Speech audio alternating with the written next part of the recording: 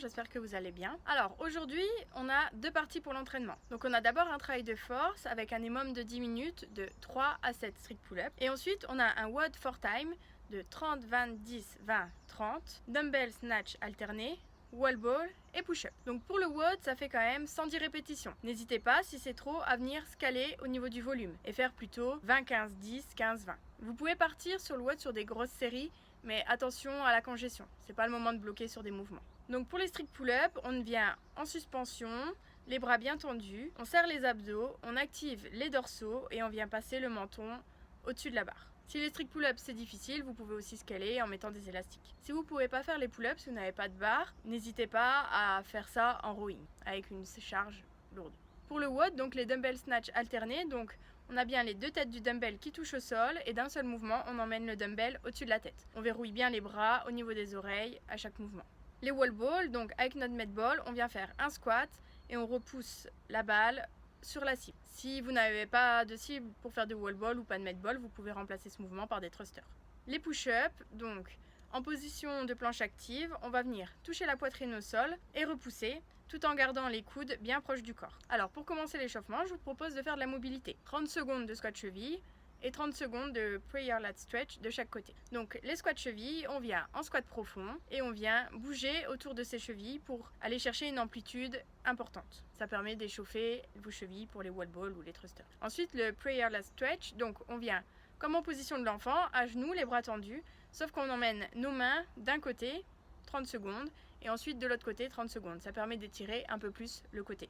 Puis on va partir sur 3 tours de 6 scapular pull-up ou activation des dorsaux, 6 American swing, 6 goblet squat et 6 shoulder to overhead. Donc les scapular pull-up, on se met en suspension au niveau de notre barre et on vient activer les dorsaux. Donc on vient activer le muscle grand dorsal qui se situe ici.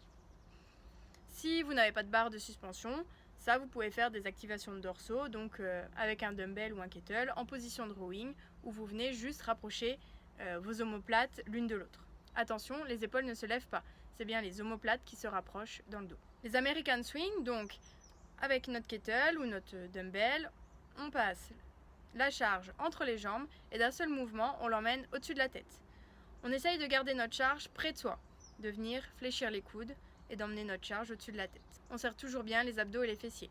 C'est notre extension de hanche qui nous aide à amener la charge au-dessus de la tête.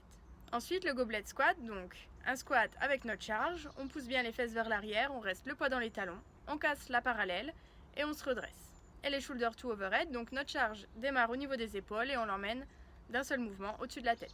Si vous avez une charge lourde, n'hésitez pas à utiliser un appel. Donc à ce moment-là, vous êtes prêt pour partir sur les mômes de strict pull-up. Prenez un nombre de répétitions que vous êtes capable de tenir tous les mômes.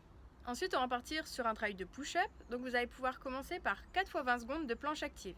2 x 5 push-up en excentrique et 2 x 5 push-up soit au sol, soit sur box.